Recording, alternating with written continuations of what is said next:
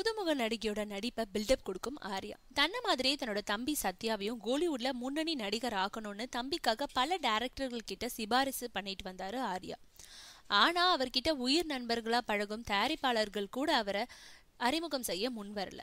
அதனால படித்துறைன்ற படத்தை தானே தயாரிச்சு தம்பி சத்யாவை அறிமுகம் செஞ்சாரு ஆர்யா. ஆனா என்ன காரணமோ அந்த படம் இப்ப வரைக்கும் வெளிவரல.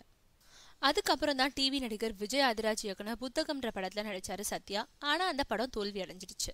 அதனால வழக்கம் போல சத்யாவுக்கு படம் கொடுக்க யாருமே முன் வராததுனால இப்போ அமரகாவியம்ன்ற படத்தை தானே தயாரிச்சுட்டு வராரு ஆர்யா. ஆனா இந்த படத்துல சத்யாவுக்கு ஜோடியா நடிக்க பல கோலிவுட் நடிகைகள் தயாரா இருந்த போதும் மலையாளத்துல ரெட் வைன்ஸ், மெமோரிஸ் உள்ளிட்ட சில படங்கள்ல நடிச்ச மியா ஜார்ஜ் என்ற நடிகையோட பெர்ஃபார்மன்ஸ் தன்னை வெகுவா பாதிச்சிருந்ததுனால அவரை தமிழுக்கு கொண்டு வந்திருக்காரு ஆர்யா. இதுக்கு முக்கிய காரணம் நடிப்புல சில இடங்கள்ல தன்னோட தம்பி மைனஸா இருந்தாலும் அதை வெளியில தெரியாத அளவுக்கு ஃபில்அப் பண்ணி பெர்ஃபார்மன்ஸ் கொடுத்துடுவாரு மியான்ற நம்பிக்கை தானா. அந்த அளவுக்கு பெரிய நடிப்புக்காரியா மியா ஜார்ஜ். ஆக வெறும் குத்தாட்டம் போடுற நடிகைகளுக்கே டைரக்டர்கள் கிட்ட சிபாரிசு செய்யும் ஆர்யா இந்த தகுதியுள்ள நடிகையை மட்டும் விட்டுடுவாரா? தான் நடிச்சிட்டு வரும் படப்பிடிப்பு தலங்கள்ல எந்த நேரமும் மியாவோட நடிப்பை பத்தி தான் பில்டப் கொடுத்துக்கிட்டு இருக்காரா ஆர்யா.